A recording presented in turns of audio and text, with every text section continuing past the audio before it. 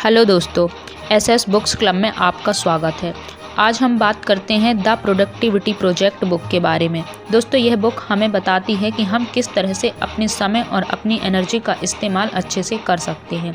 यह बुक हमें अपने काम को अच्छे से मैनेज करना सिखाती है और साथ ही काम से संबंधित कुछ वहम भी दूर करती है।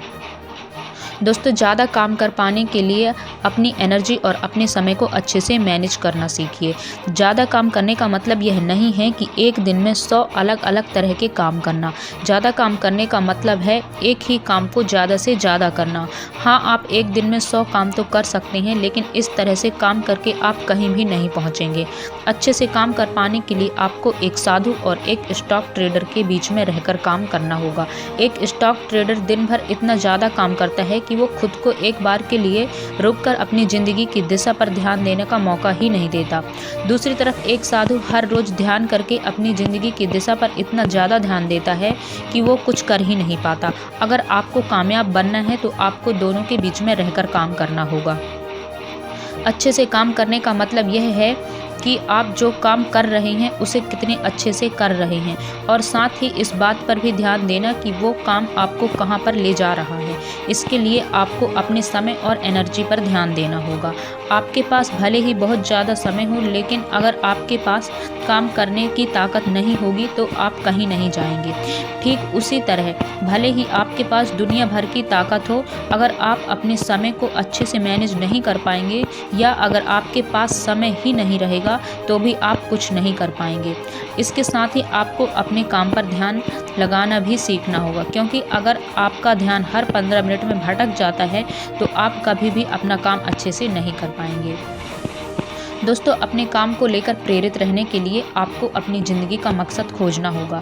ज़रूरी नहीं है कि जिस काम को करके सभी लोग कामयाबी पा रहे हैं उसे अगर आप भी करेंगे तो आप भी कामयाब हो जाएंगे। इसके लिए सबसे पहले आपको यह देखना होगा कि आप अपनी ज़िंदगी से चाहते क्या हैं और उसे पाने के लिए आपको किस तरह की आदतें बनानी होंगी। सबसे पहले आपको यह देखना होगा कि आपकी ज़िंदगी का मकसद क्या है। यह मकसद आपको हमेशा सही रास्ते पर रखेगा और उन आदतों से छुटकारा पाने में आपकी मदद करेगा जो कि आपकी कामयाबी के लिए नुकसानदायक है। साथ ही यह आपको रास्ते से भटकने से बचाएगा। जब तक आपको पता नहीं लगेगा कि आप जाना कहाँ चाहते हैं, तब तक आप हर तरह की किताबें पढ़कर उनके बताए गए तरीके अपनाते रहेंगे और फिर भी कुछ हासिल नहीं कर पाएंगे। अगर आपको अपनी ज़िंदगी का मकसद खोजना है या फिर यह पता करना है कि वो कौन सी चीज़ है जिसके लिए आप जीते हैं, तो खुद से यह सवाल पूछिए। अगर आपको हर दिन 2 घंटे ज़्यादा दे दिए जाएं, तो आप उस 2 घंटे में कौन सा काम करेंगे? इस सवाल का जवाब आपको बताएगा आपके लिए क्या करना असल में पसंद है। अगर आपको जवाब मिलता है कि आप अपने परिवार के साथ समय बिताएंगे, तो इसका मतलब यह है कि वो आदतें या वो काम आपके लिए बिल्कुल ठीक नहीं हैं जो आपको आपके परिवार से दूर रखती हैं। इस तरह के काम कर आप कभी भी खुश नहीं रह सकेंगे।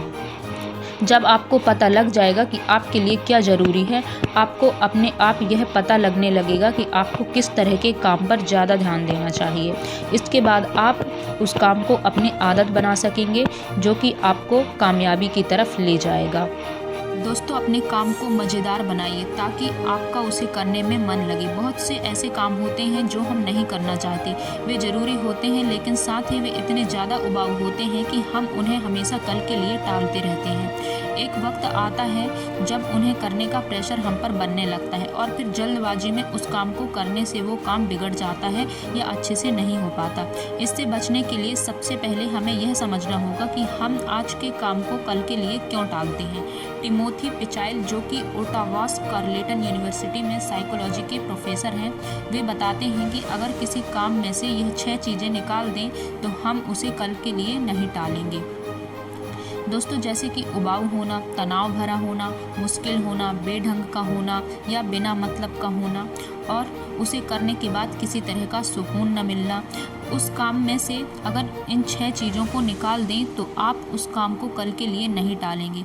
इसके लिए आप खुद को उस काम को पूरा करने के लिए कुछ इनाम दे सकते हैं या फिर उस काम को किसी ऐसी जगह पर बैठकर कर सकते हैं जहां आपको अच्छा लगता हो। एग्जाम्पल के लिए, अगर आपको एक स्प्रेडशीट फाइल पर काम करना है तो आप अपने मनपसंद पार्क में जा सकते हैं, एक कप कॉफ़ी के साथ गाने सुनते हुए वो काम कर सकते हैं। साथ ही आप खुद के लिए एक इनाम रख सकते हैं, जैसे कि अगर आपने उस काम को दिए गए समय से पहले पूरा कर लिया तो आप वो खरीद सकते हैं जो आप खरीदना चाहते हैं। दोस्तों, अपने दिमाग में आने वाले काम को एक जगह पर लिख लीजिए।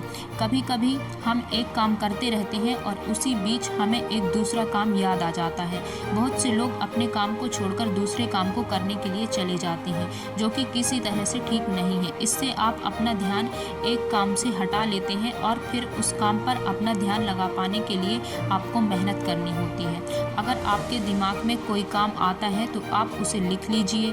उसे इस तरह से आप अपने दिमाग को एक चिंता से आज़ाद कर देते हैं।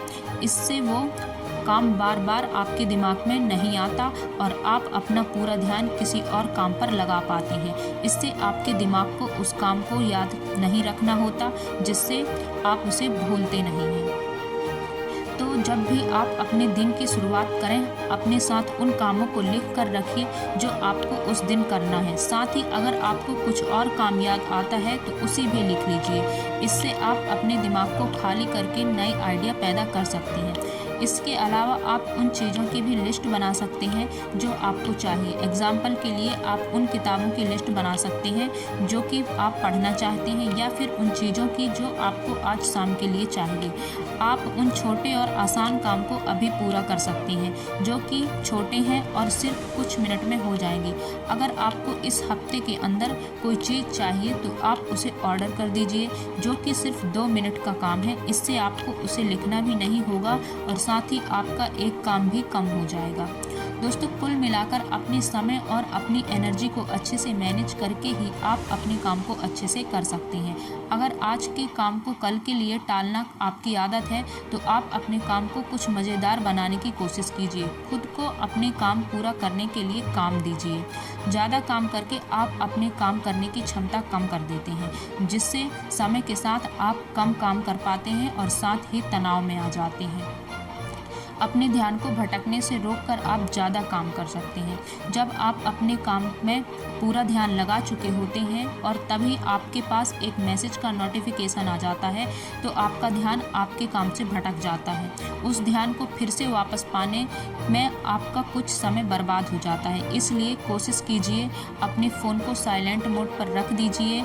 इससे भी अच्छा यह होगा कि आप काम करते वक्त अपने फ़ोन को खुद से दूर रखें। तो थैंक यू दोस्तों, वीडियो को लाइक एंड सब्सक्राइब ज़रूर करें।